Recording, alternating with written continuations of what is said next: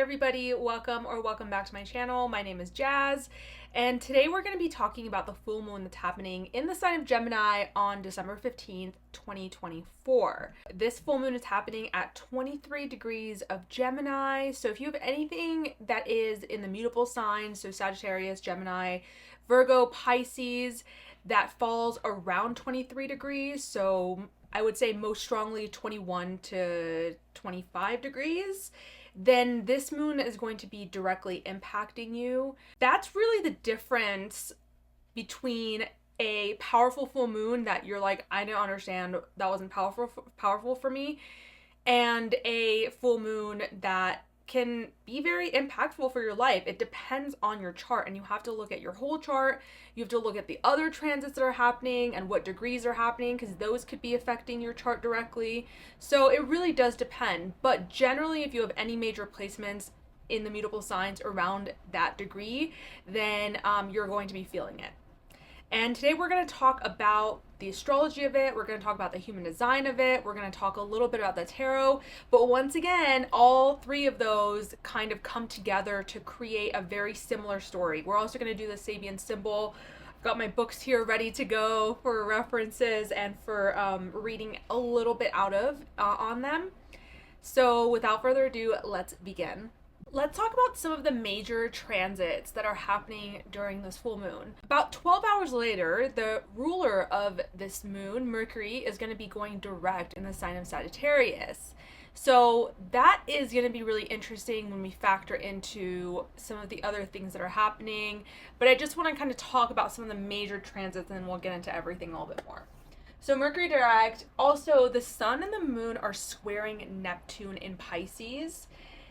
Neptune is squaring exactly the galactic center as well. And then we've got Jupiter and the moon conjunct in the sign of Gemini, squaring Saturn in Pisces as well. This Jupiter moon square Saturn is actually really that Jupiter-Saturn square that's building, and the moon is just there, so we may have some insight, some emotional insight or illumination around that Jupiter square Saturn during this time, because that's a big one. So what is a full moon? A full moon is a time of culmination, it's a time of completion, illumination, it's a time of release.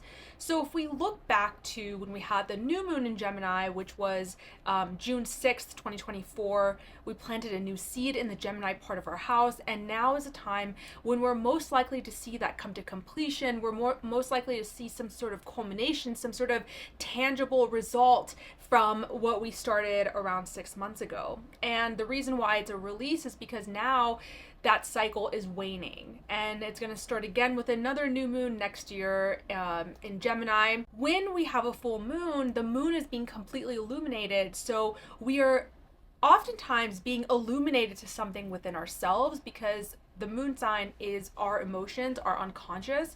So a lot of times it's us understanding something. So something comes to a completion, and we are also being given an opportunity to understand things in a new way, or we're given new pieces of information, especially once Mercury goes direct about 12 hours later. We're given new pieces of information that brings some clarity. Now, let's look at the Sabian symbol for 24 degrees of Gemini. The Sabian symbol for 24 degrees of Gemini is children skating on ice, and the keyword is fun. This symbol speaks to excitement, the heightened anticipation of enjoyment, and the ever-present danger of neglecting or failing to properly maintain foundations. At its highest, this symbol represents joy in self-discovery through endless adventure. The negative is thrill-seeking and an inability to sense real danger. Today, the accent is on caution. There could be hidden danger in some adventure. Opportunity. Your greatest advantage lies in making sure you are standing on solid ground or firm foundation before you perform any intricate maneuver. Be prepared for the unexpected. Risk. Guard against complacency or assuming that because things were fine the last time, you look that they still are. Don't press your luck. It isn't always the other fellow who gets hurt. Before we even get into talking about this, I want to read again that this symbol represents joy in self-discovery through endless adventure, and it says the accent is on caution for hidden danger. And the human design The moon is in gate 12, which is the gate of caution. And we also have Jupiter now in gate 35, the gate of adventure, which is actually creating a channel to Neptune in the gate of crisis, making the channel of transitoriness. So I just want to say, like, automatically we're seeing themes come up: caution and adventure and danger, right? Which is, to me, speaking on the Neptune squaring the sun and the moon. Because what happens when Neptune is in hard aspect to personal planets, especially the sun? There is a lack of clarity. There is a lack of purpose. There is a lack of direction. There is a lack of vitality. This could mean that lately we've been feeling extra tired. Now, Neptune squaring the galactic center at 27 degrees of Sagittarius has us all feeling quite exhausted energetically. It is an energetic drain a lot of times. Neptune is such a beautiful planet. It's just that when it's a hard aspect, we tend to see some of the more negative aspects. So during this full moon, you know, we think of Gemini as being this like really fun, light, and airy sign, and it is. But when it's got squares to when it's got a square to Neptune, and the sun is squaring Neptune, and the moon in Gemini is conjunct Jupiter squaring Saturn, these are tense aspects. And yes, we do have some nice trines as well. We've still got a grand fire trine with Mars, Mercury, and the North Node in Aries. So Mercury's getting a nice trine, and it's about to turn direct. So that's going to be clearing some things up. But that Neptune square to the sun can also feel quite depressing sometimes. Neptune is a sign of transcendence.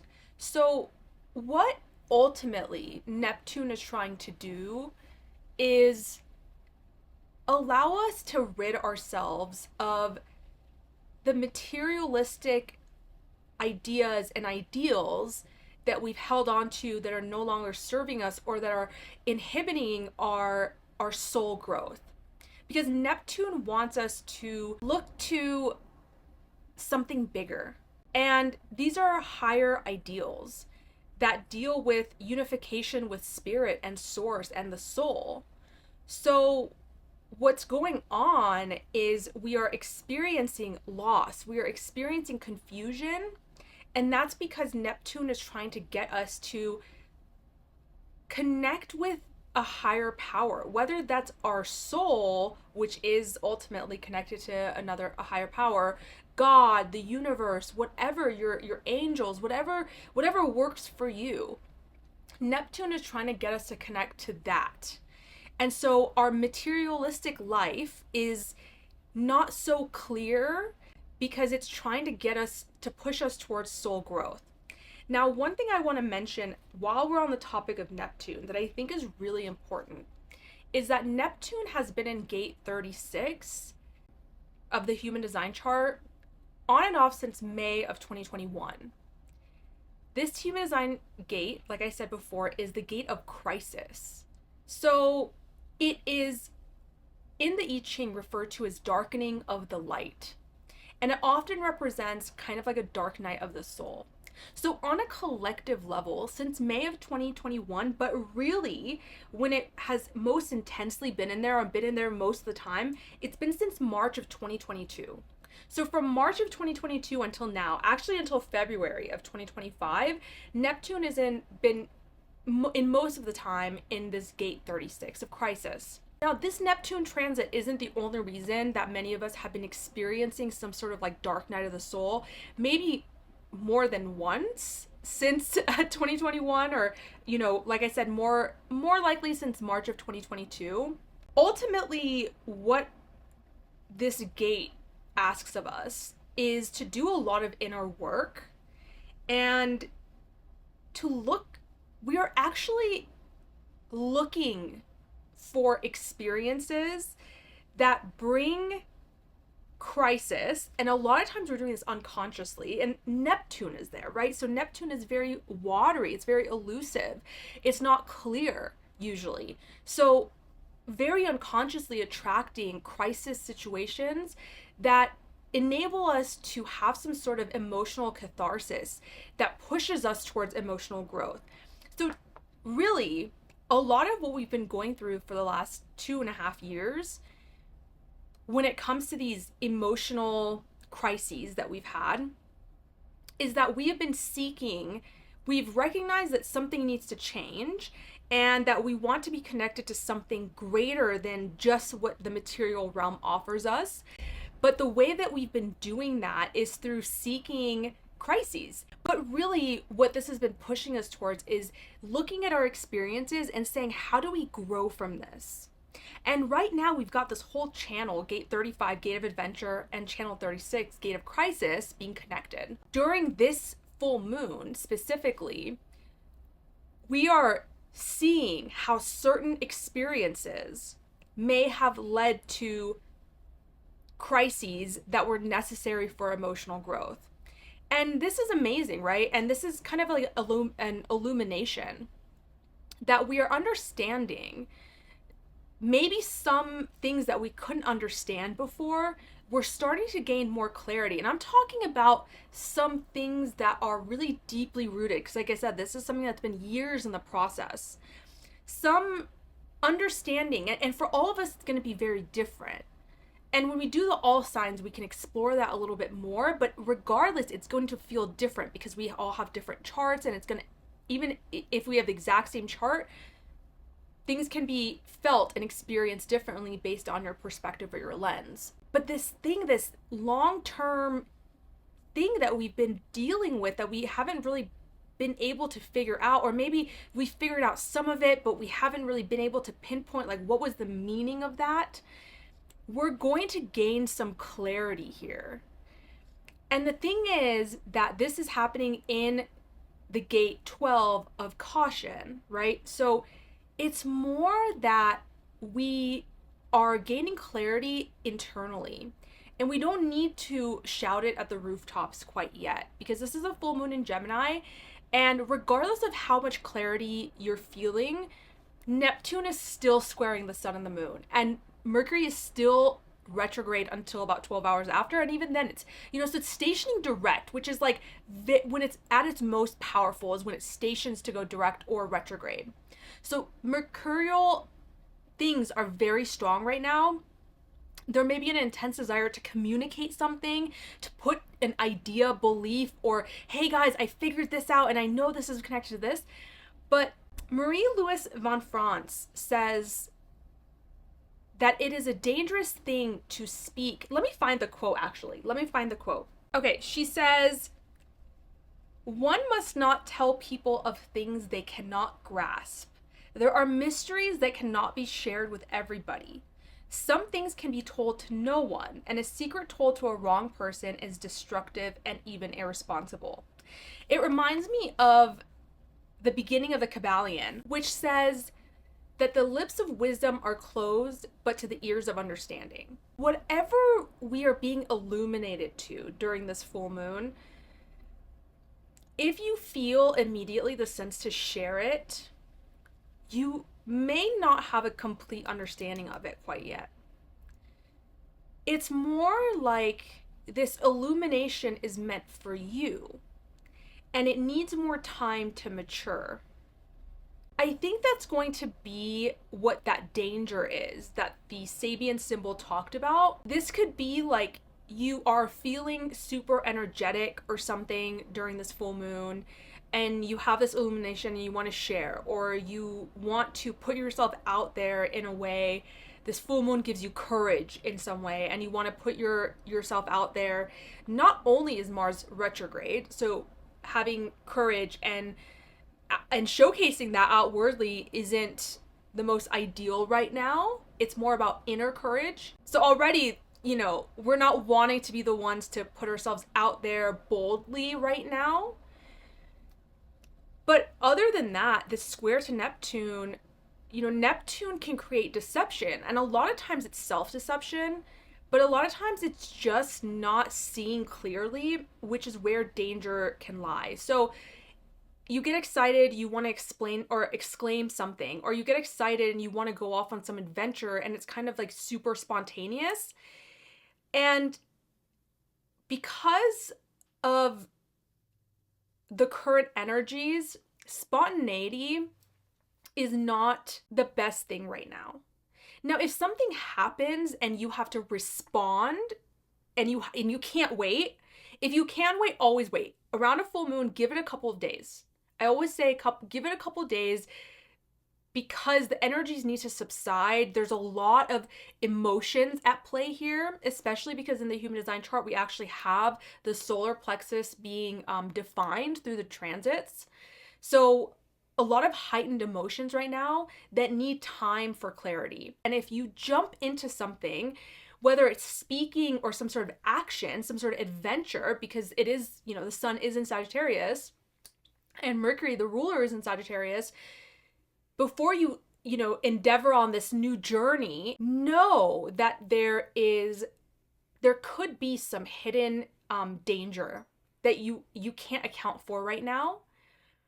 So just chill. I mean, the end of this year, because of Mars going retrograde, is just telling us it's like a cosmic chill pill that we've been forced to swallow, in which I actually think it's perfect because winter is so much about this like dwindling, and it is truly like the dark night of the soul. That's why I feel like a lot of us have been feeling that way for the last like 2.5 years. That something is developing, but it keeps pulling us back into crisis. It's almost like you almost get there and then you get pulled back. And recently Neptune moved out of gate 36, went into gate 25, but now it's back in gate 36. So maybe for some of us there was this like, oh, I got it. And then now we've recently been pulled in the past few months back into this womb. It feels like a womb that we're in that is not quite ready to be birthed yet. And like I said, that ends February of 2025. That's also when Jupiter is going to be going direct. I talked about that in my Saturn retrograde, Saturn going direct video, that for a lot of us, February of next year is going to be a time when we can really start taking action, because also Mars goes direct on February 23rd. So yeah, it feels like the end of February and March is just going to be a time when a lot of these percolating ideas are going to be ready to be birthed.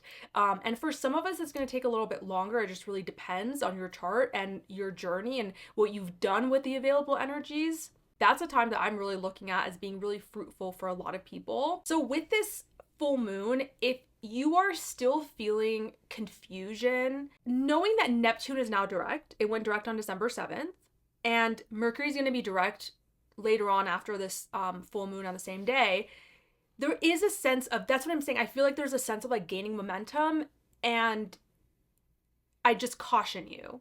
Unless something has already had a really solid foundation, you've already worked through it, you really feel like you understand it deeply, if that's not the case, then I suggest that you don't move forward with anything right now. That's what I suggest. The other thing I want to say about gate 36 or hexagram 36, which if you didn't know, human design is a conglomerate of a bunch of different systems, and the I Ching is one of them, astrology is another. So hexagram 36 in line 5, which is where we're at now, is about perseverance. Speaking of how, as long as you follow a righteous path, you are going to be okay. So during this time, whatever that means to you, because a righteous path for me may look different than a righteous path for you. To me, the word that's been coming up a lot recently has been devotion. That's been my intention for most of my meditations, most of my yoga practices. The word has been coming up is devotion. And Neptune, like I said earlier, is this planet that wants us to connect with the divine.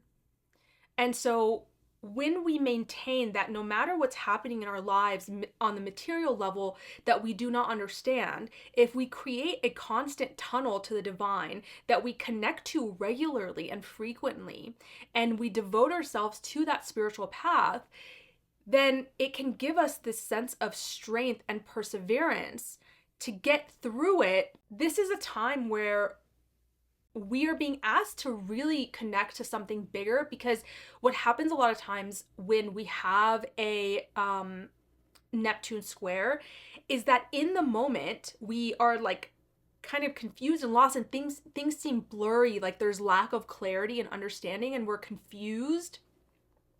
And it's not until after the transit is over that we start being like, oh, what just happened?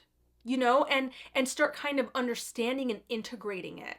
It's hard to do it in the moment because hard aspects to Neptune, especially to the sun around this time, they delude our self-awareness, because the sun is self-awareness.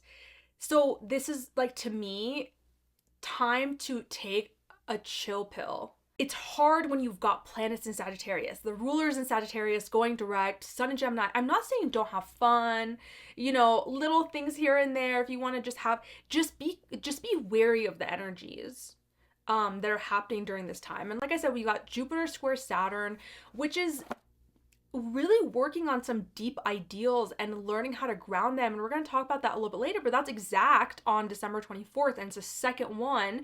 We had one on August 19th. I did a video on that one, so you can definitely check that out. What I think is interesting about this one is that the last one, Saturn was retrograde and Jupiter was direct. And this one, Saturn is direct and Jupiter is retrograde. So we were really focusing on, like, back in August with this Jupiter square Saturn, on how we can actualize our ideals, right? Jupiter was direct, so we were like, okay, but Saturn was like, we need to figure some stuff out internally about how we're going to actually put this out into the world. And now Saturn's direct and Jupiter's retrograde. So we're going to get, when this square happens December 24th, and we might get some insight on it this full moon, because the moon is conjunct Jupiter in that square. There is some sort of ideal that we are wanting to ground. And it's really from 2020 since we've been working on this. And now that Saturn is direct, we're going to understand how we can actually bring that down into reality better.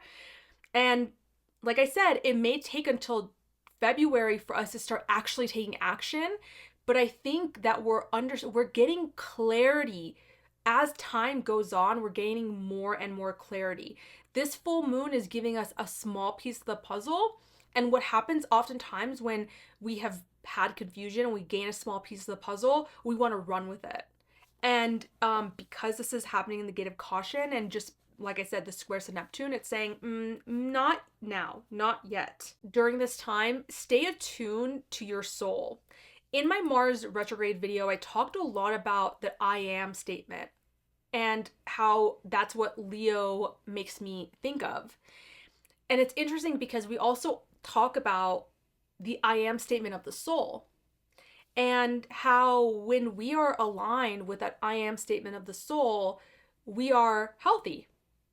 And when we are misaligned with the I am statement of the soul, we are unhealthy. And for us, that can show up in a lot of ways. It can show up as actual health issues, especially if you have 6th house transits or even 1st house transits. But it can show up in unhealthy patterns, in addictions, in negative and toxic relationships. Like, it doesn't have to just be in health. The problem for a lot of us is that this world has promoted the separation of our spiritual selves and our souls through conditioning of the material world and the importance of the material world. Now, I'm not going to sit here and say the material world's not important.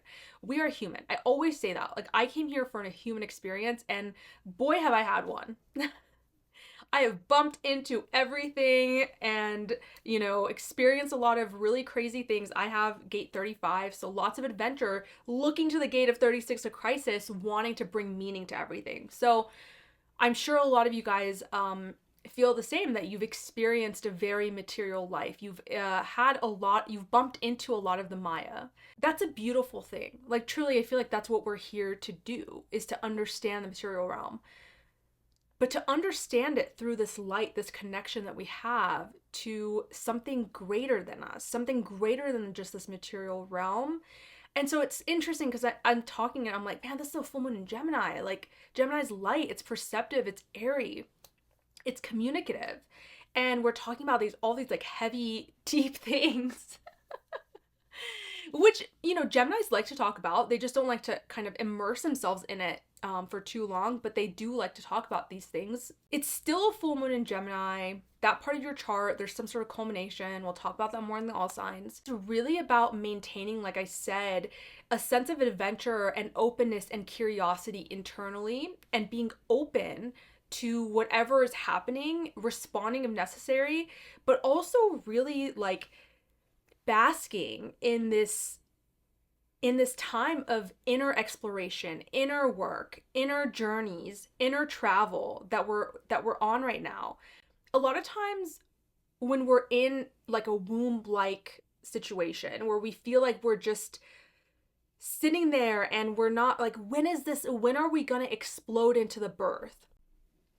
And then oftentimes we explode into the birth, usually by some sort of Uranus transit, not always, but we explode and it happens. And then we look back and we say, man, there was so much that I could have experienced in the waiting, that I could have experienced in the womb. You know, you're thinking, I need to be out there and experiencing, and I need to be putting this outwardly into the world and experiencing it into the physical.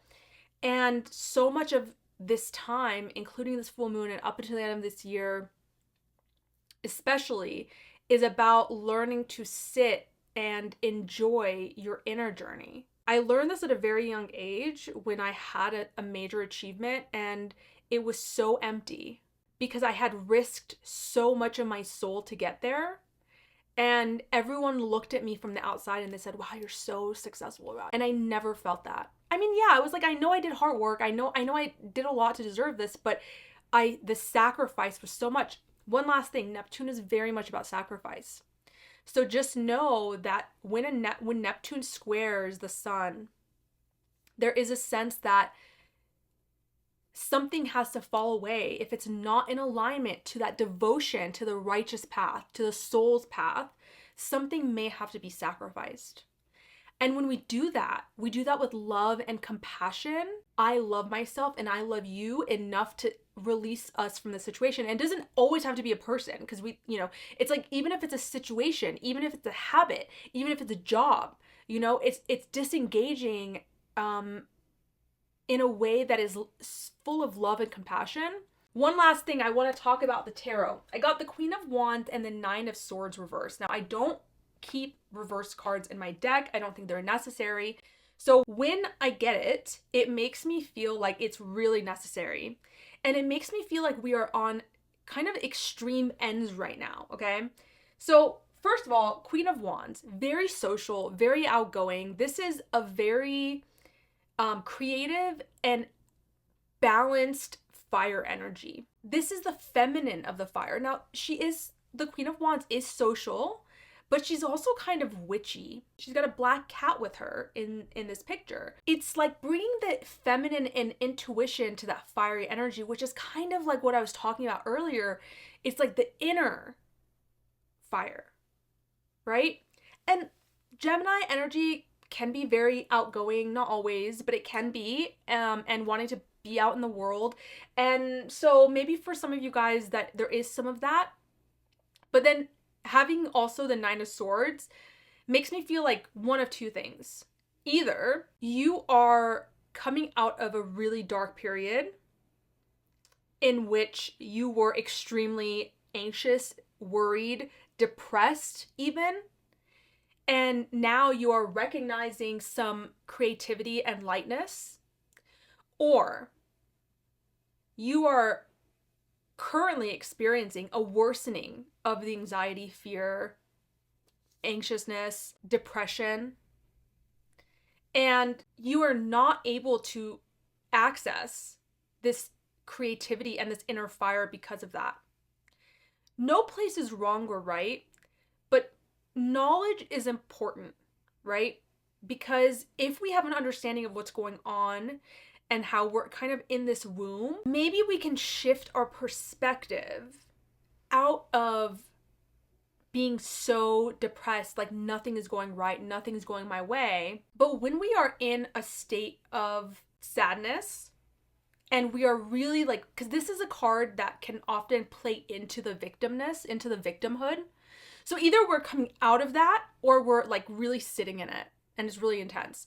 But the thing is that when we are sitting in our own victimhood and we're, you know, allowing ourselves to believe, to have the belief that we are victims in our current circumstance, we can't see the creative fire that's being offered to us.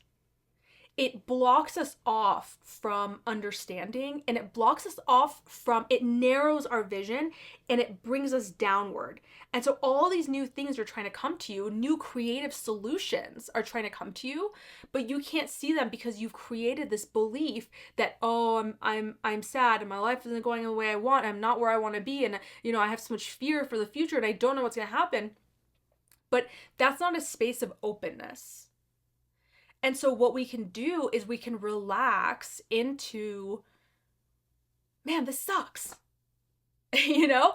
And it's so crazy, you guys, when we accept the emotion, when we accept the feeling and let it be there without resistance, that's when, for me, oftentimes, either a feeling just dissipates.